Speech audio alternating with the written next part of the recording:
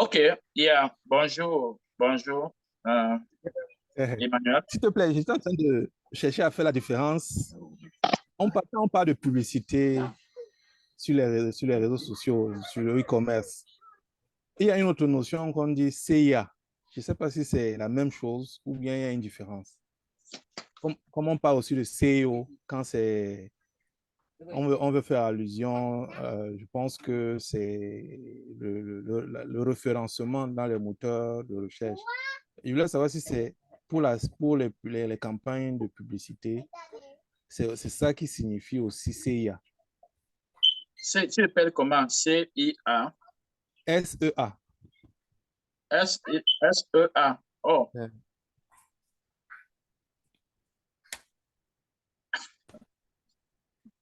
et maintenant, tu disais quoi? Tu posais la question de savoir quoi? Oui, je voulais savoir, quand on dit donc publicité sur les réseaux sociaux, tantôt j'ai entendu dire publicité gratuite, publicité payante.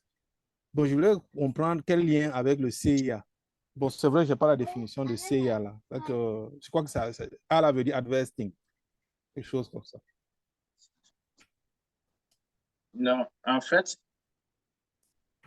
il y a SEO. C'est ça que tu veux dire, non? Tu Oui, n'entends pas il y de a SEO? SEO pour le référencement naturel. Oui, oui, Maintenant, il y a SIA oui.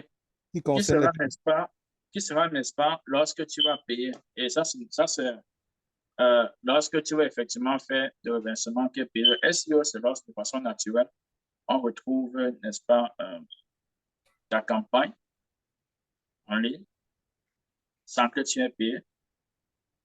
Il y a search, SEA va pouvoir être lorsque tu dois payer quelque chose avant d'obtenir, on va appeler ça des vues. Ce qu'on est en train de dire ici n'est pas la même chose. La publicité qu'on est en train de faire ici, c'est la publicité sur les réseaux sociaux, notamment le Facebook, Instagram, YouTube,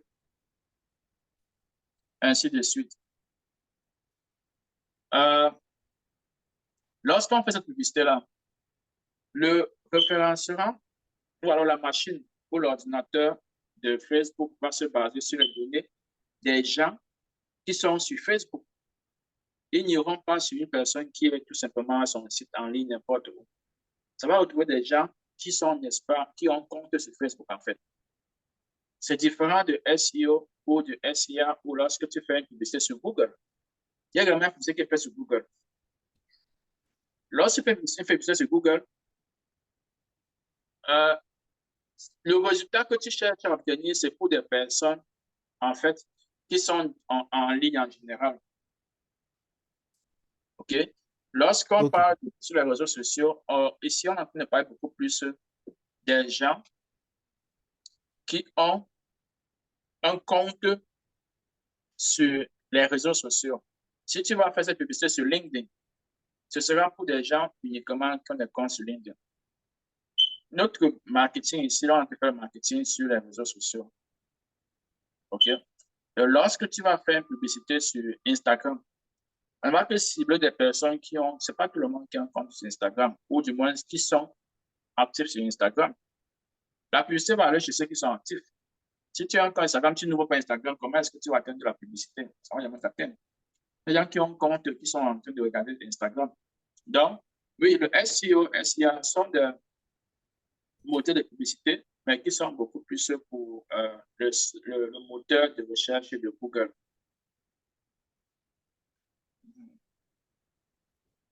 Il y a quelques questions encore que tu as.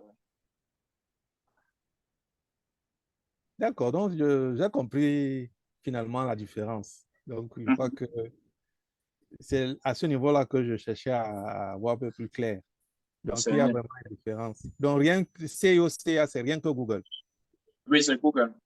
Et le reste, c'est-à-dire la publicité sur les réseaux sociaux, ça concerne Oui, tous les autres réseaux oui, sociaux. tous les autres réseaux sociaux, que ce soit Instagram, TikTok, dedans. Et également, il faut que tu sois en train de faire la publicité dans ce réseau social pour que le résultat soit là. Parce que ça concerne uniquement ceux qui sont membres dans ce réseau social. Ça peut être Instagram, TikTok, LinkedIn, euh, Facebook et autres, quoi, ou même Twitter. Donc, voilà un peu comment est-ce qu'on arrive à notre résultat. Et comme toujours, je reste ouvert pour d'autres questions que vous pourrez poser, même à la fin de cet échange, que ce soit dans les plateformes ou dans les plateformes de réseaux sociaux ou encore même dans le module de formation. Donc, une fois de plus, c'était un plaisir. On va se reprendre au prochain cours pour le prochain modèle où on parlera de l'engagement et de la rétention des clients. Module très, très important. Cela, il faut pouvoir voir comment est-ce qu'on fait pour acquérir un client et comment est-ce qu'on fait pour le fidéliser, en fait. Il y a des étapes à prendre. Beaucoup de personnes jouent par le hasard. Je demande souvent aux gens, OK, tu as combien de clients? Un salon de coiffure, par exemple. Tu as combien de clients? Ou bien combien de clients cette semaine tu as eu? OK, lundi, j'ai eu 3 clients, mardi, 4 clients, mercredi, 2 clients. Parce que j'ai eu 12 clients cette semaine. Qu'est-ce que tu entreprends ou qu'est-ce que tu as fait qui puisse faire que ce client-là ou ces clients-là puissent revenir la prochaine fois? En général, c'est rien de faire rien du tout. En général, les gens souhaitent, ils estiment que voilà. Ou encore, qu'est-ce que tu as même fait pour que les clients-là viennent? Parfois, ils n'ont rien fait du tout. Il n'y a pas de nouveaux clients surtout. Parfois, il n'a rien fait. Parfois, c'est la chance. Par chance, un client vient. Évidemment, tu es placé dans un carrefour. Par chance, quelqu'un va passer à ton restaurant ou bien ton salon de coiffure et va passer. Maintenant, qu'est-ce que tu fais pour que la personne puisse venir, revenir la prochaine fois? Généralement, elle dit, oh, parce que tu vois, j'ai fait une très bonne coiffure, elle apprécie la coiffure et elle va revenir la prochaine fois. Et je pose souvent cette question. Donc, tu penses que depuis qu'elle est née, on n'a jamais été dans un salon de coiffure ou encore personne n'a jamais fait une bonne coiffure sur sa tête.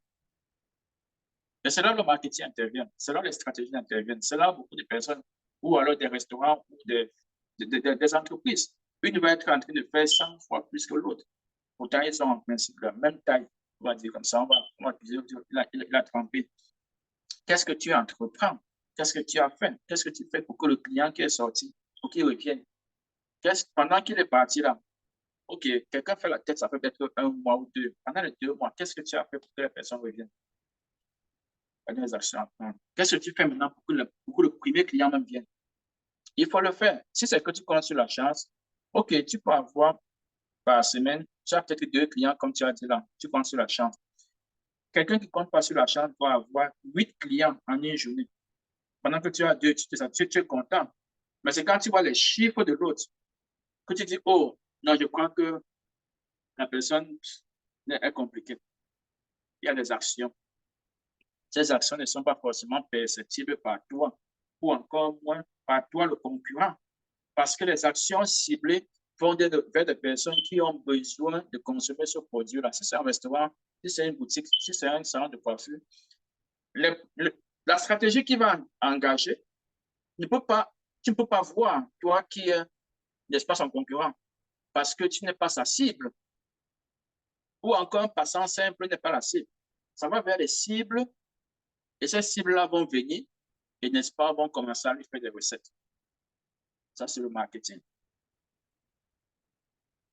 Donc, lorsqu'on va aller en détail, en pratique, on va vous montrer comment est-ce que, quel outil, par exemple, on peut utiliser et comment on peut l'utiliser pour augmenter, n'est-ce pas, le nombre de premiers clients, pour l'acquisition des clients. Le plus dur dans un business, c'est d'acquérir un client. Une fois que tu as pu acquérir un client, il te sera plus facile maintenant de le fidéliser. Il te sera plus facile de le transformer en un ambassadeur. Et les efforts seront moindres à fournir pour continuer à réaliser le même chiffre d'affaires. Si tu ne le fais pas, il y a des raisons, il y a des chances que, n'est-ce pas, tu puisses faire les mêmes efforts que tu fais au début pour chercher à avoir le même chiffre d'affaires. Pourtant, si tu fais des efforts pour acquérir un client, pour avoir le même chiffre d'affaires, à la fin du mois, tu n'as plus besoin de faire des efforts parce que tu as 100 personnes qui ont acheté ton produit. Si un produit, c'est 1000 francs, donc tu as 100 000 que tu as reçus. Si tu as envie d'avoir 100 000 le prochain mois, tu n'as pas besoin de 100 nouveaux clients. Tu as besoin juste que les 100 personnes viennent encore acheter. C'est plus facile que les 100 personnes viennent acheter que de déployer des efforts pour que 100 nouvelles personnes viennent acheter ton produit. Et beaucoup de personnes dans le business ne comprennent pas cela. Et c'est ce qu'on va voir dans ce programme. D'ailleurs, en commençant par le prochain module, on va vous expliquer comment est-ce que c'est important, n'est-ce pas, de pouvoir fidéliser votre clientèle et qu'est-ce qu'il faut faire pour fidéliser la clientèle. Donc, je vous invite donc à pouvoir découvrir ce prochain module qui sera assez explosif parce que qu'importe ce que tu fais, tu as besoin de savoir comment acquérir tes clients, mais surtout comment les fidéliser. Alors, rendez-vous à notre module ou à la prochaine séance de training pour découvrir ce qui se retrouve à l'intérieur. Le secret se retrouve dans l'acquisition, dans la consolidation, dans la transformation en client, des clients en clients fidèles et dans la transformation des clients en ambassadeurs. Une fois de plus, on se voit la prochaine fois. Ciao.